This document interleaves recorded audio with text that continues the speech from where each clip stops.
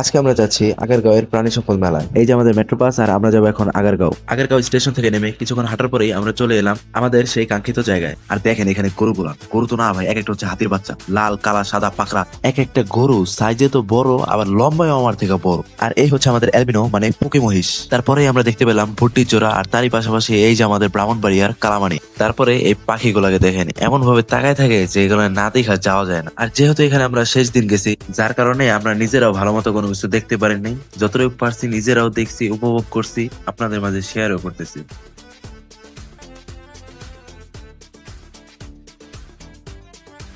এই মাত্র প্রাণী সম্পদ প্রদর্শনী থেকে আসলাম। প্রাণী সম্পদের যে কি বলে ওটা রে, কি কয় দুম্বা, দুম্বার থেকে আকিবের প্রতি বড়।